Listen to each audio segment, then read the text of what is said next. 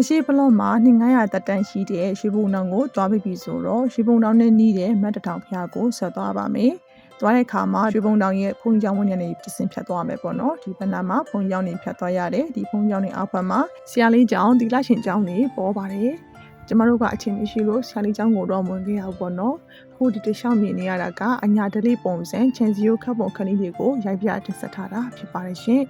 ဝက်ကက်လဲသုံးမယ်ကတ်စတက်ပင်လို့အကြီးစားကြီးပေါ့နော်ဒီလိုကစားဖို့ပင်တွေကိုလည်းချန်စီယိုဖြစ်သုံးထားတွေ့ပါလိမ့်မယ်။ဟိုးမှာမြင်နေရတာကဒီတောင်တန်းပေါ်မှာရှိတဲ့ဖျားတဆူပေါ့နော်။အဲ့တော့မရောက်ခဲ့ပါဘူးရှင်။ခုမြင်တွေ့နေရမှာကတော့အညာဒေတာရဲ့အိမ်စပုံစံလေးတွေဒါအပြင်သူရဲ့ချန်စီယိုခပ်ပုံခဏလေးပေါ့နော်။ကျိုးနေရာမှာဆိုအပင်မဲ့သုံးထားတာပါ။ကဲဒါဆိုကျမတို့ကရွှေပုံတုံးကနေဆင်းပါပြီရှင်။ဒီလမ်းတစ်လျှောက်ကနေဆင်းကျမတို့ကဗတ်တထောင်ဖျားကိုသွားပါပဲနော်။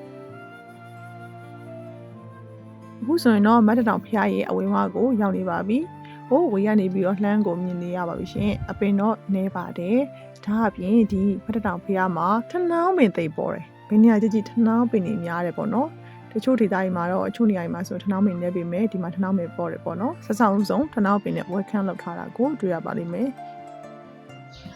ကောင်းတယ်ထနှောင်း။ထနှောင်းပင်လှရတယ်ကြည့်ပေါ့။ပြန်စင်းလာမှတစ်ခေါက်ပြန်ရအောင်မနေဘူး။ဟောလိုက်တဲ့ထနှောင်းပင်ဒီဘက်ကမတ်တထောင်ဖျားကိုပါ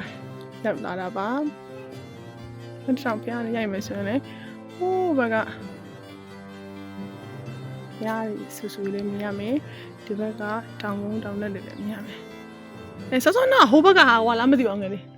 ဟိုးမှမြင်ရတာရှမ်းပြည်ဘက်ကတောင်ကုန်းတောင်တန်းနေလောက်တော့မမြင်ပေမဲ့ဒီဘက်ကတောင်ကုန်းတွေပေါ့နော်တောင်ကုန်းလိုပဲခေါ်မှာပေါ့တောင်တန်းထက်ဆိုင်တောင်ကုန်းနဲ့ပို့တွားဆိုတော့တောင်ကုန်းတွေအလှကလည်းအမြင့်တစ်မျိုးပေါ့နော်ဒါအပြင်ဒီတောင်ကုန်းတွေအောက်မှာရှိမြေသားအမာတွေကလည်းသူအနေနဲ့မာတဲ့မျိုးစားတွေပေါ့နော်အဲကြောင့်မို့လို့အပင်တွေသိထိုးမပေါက်ဘူးအပင်တွေသိမမြင်ရဘူးအပင်တွေမပေါက်နိုင်တဲ့ဂျက်ခဲမြေတွေပြီးတော့ဂဝွန်မြေတွေတဲကြောက်မြေတွေပေါ့နော်ဒီလိုမျိုးတွေများပါတယ်ဒါကြောင့်မို့လို့ထနှောင်းပင်လို့ခဏရပင်လို့အဲ့လိုအကျန်းခံအကျန်းပန်းခံတဲ့အပင်တွေပြီးတော့အရွက်နှုတ်တဲ့အပင်လေးတွေဒီလောက်ပင်လေးတွေပဲထွက်နိုင်ပါတယ်ပေါ့နော်အကြောင်းမို့သိပြီးအရိပ်လည်းမရဘူးနေပူတယ်အဲ့လိုမျိုးလေးတော့ရှိပါတယ်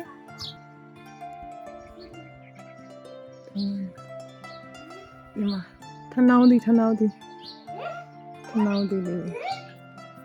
းရှားပင်ကြီးဒီနောက်နီးဆိုင်လိုကောင်းတဲ့ရှားပင်တွေလည်းဒီဘက်မှာရှိရပေါ့နော်ထနှောင်းပင်ကတော့ everywhere ပေါ့နော်အခုဆိုလေဒီအခင်းလေးအောက်မှာအခင်းချင်းပေါ့နော်ထနှောင်းပင်လေးအောက်မှာကလထိုင်လေးနဲ့ဆင်လေးနဲ့ဆိုရင်နေထိုင်လို့ကောင်းတယ်ထိုင်နေပြီးတော့ဒစိမ့်စိမ့်ထိုင်ကြည့်နေတော်တော်ကိုလှတဲ့ရှုခွင်းလေးတစ်ခုပေါ့နော်ညနေဆောင်ဆိုတော့ထိုင်ကြည့်လို့ကောင်းမယ်နေရာလေးတစ်ခုပါရှင်ဒါအပြင်ဒီမှာသဘာဝစီးတီးတွေတွေ့ကြပါသေးတယ်စားချင်စရာပါပဲရှင်ဘုန်းကြီးကျောင်းကဆိုတော့လေဘုန်းကြီးဆရာတော့ခွင်တောင်းပြီးတော့3လုံးလောက်တော့ခုလိုက်သေးရပေါ့နော်ဖះပစ္စည်းဆိုတာကြတော့လေခွင်မတောင်းမယူရဲဘူးပေါ့နော်အကြောင်းမလို့ခွင်တောင်းပြီးတော့မှ3လုံးလောက်တော့ယူခဲ့ပါသေးတယ်ရှင်မတထောင်လိုင်းနဲ့အညာစည်းတီးကိုမိတ်ဆက်ရတာပေါ့ရှင်ရွက်ကလေးရတဲ့နဲ့ကျဲသွားပြီးအသီးလေးရတော်တော်လှိုင်းပွင့်နေပေါ့နော်လှိုင်းပွင့်အောင်ဖြစ်ကုန်ပါလှိုင်းသီးနေရာလေးကိုရှိတယ်အယိုးရွက်ကလေးနဲ့တော်တော်လှပါတယ်ရှင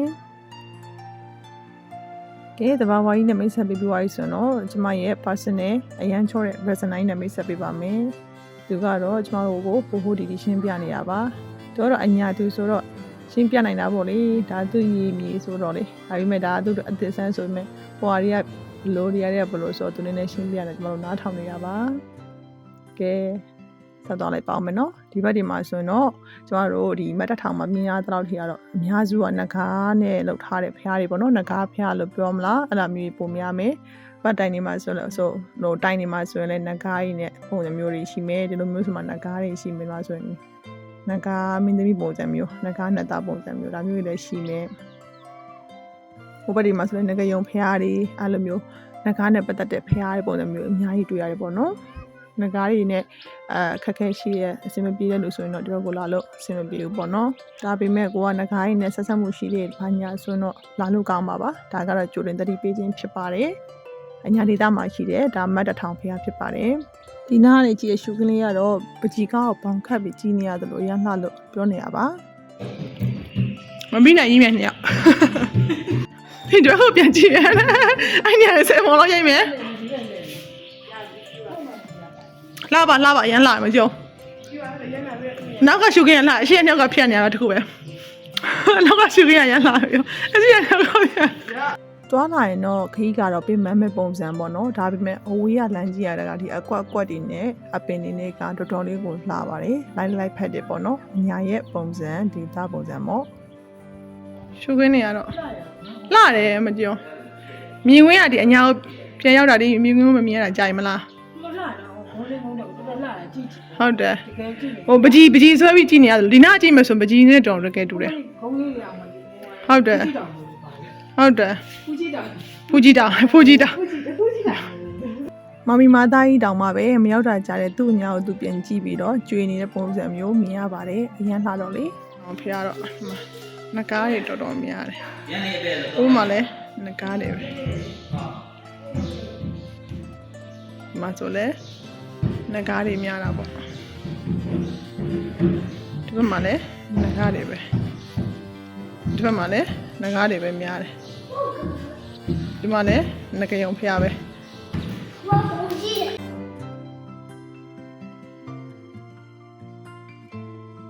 အဲ့မြင်ကိုလေးကအဲ့ရေချိခဲ့ရလားပါလားတော့မသိဘူးတမျိုးလေးပဲ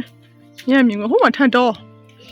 ဟိုမှာထတ်တော့ကွာ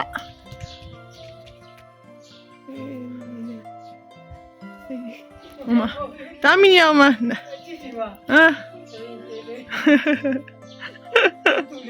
ရုပ်ထုနှုတ်ခုနဲ့သမီးပုံစံမျိုး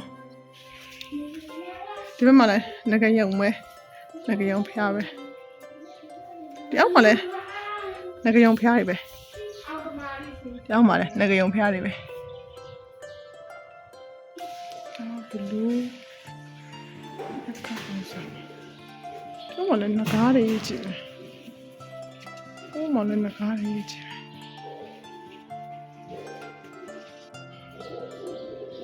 ဖုံလေးတွေတော့ရှိကြတယ်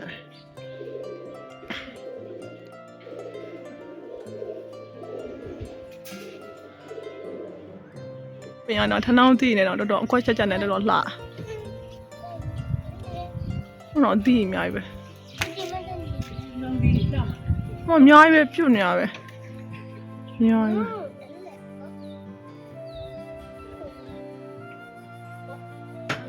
ထနောင်းပင်အကွက်ကတော့တော့လှတယ်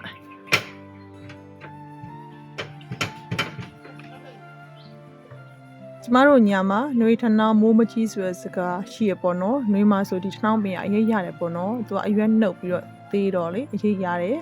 သူ့ရလှပကိုတယောက်တည်းခံစားရမှာနှမျောလို့မျှဝေလိုက်ပါရှင်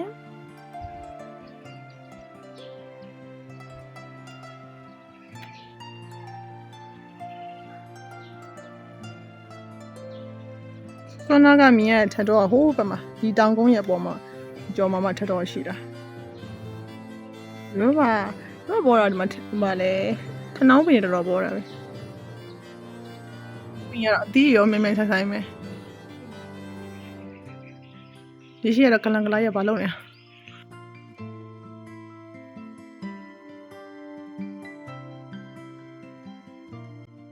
အခုဆိုတော့ကျမတို့မတ်တထောင်ကပြန်ဆင်းတယ်ပေါ့နော် vlog ကတော့မဆုံးသေးပါဘူးဘာကြောင့်လဲဆိုတော့အညာမီရဲ့ရေမီဒေတာတွေအပင်ပေါက်ပုံပေါက်နီးတွေဘလောက်လှလဲဆိုတဲ့အကြောင်းလေးကိုကျမတို့လမ်းတစ်လျှောက်မှာရိုက်သွားမှာဖြစ်တဲ့ကြောင့်မလို့လိုက်ပါရှိပေးကြပါဦးနော်ကျမတို့ဒီအစင်းလေးမှာဆိုရင်တမာတန်းလေးရှိရယ်သူကတမာတန်းလေးနဲ့မြေပြင်လေးကဘလောက်တောင်လှလဲဆိုတော့ကိုလိုက်ပါရှိပေးဖို့ကျမကဖိတ်ခေါ်ပါတယ်ကဲရောက်ပါပြီဒီမှာဆိုရင်တမာတန်းနေရှိတယ်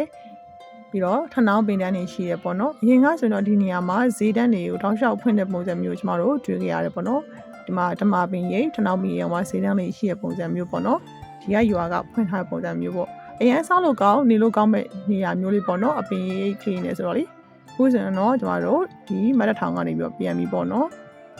လမ်းတစ်လျှောက်မှာမြင်ကွင်းလေးကိုလိုက်ပါယူပေးကြပါဦးနော်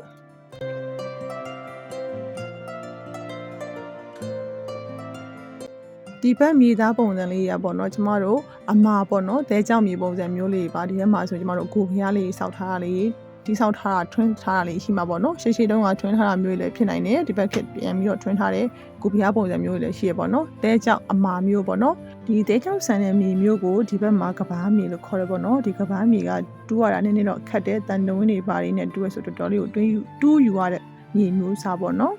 ခုဆိုတော့ကျမတို့ကပြန်တဲ့လမ်းကိုရောက်ပါပြီဒီလမ်းတစ်လျှောက်ကရေနံတွင်းကိုမြင်ရမှာဖြစ်ပါတယ်ရေနံတွင်းတွေကိုမြင်ရမြင်ကွင်းကိုကြည့်နေဆိုတော့ကျမရဲ့ရွှေပုံတော် blog လေးကိုကြည့်ပေးဖို့ညွှန်ပြရစဉ်အဲ့ထဲမှာဆိုရင်တော့မြင်ကွင်းကိုစုံစုံလင်လင်မြင်တွေ့ရမှာဖြစ်ပါတယ်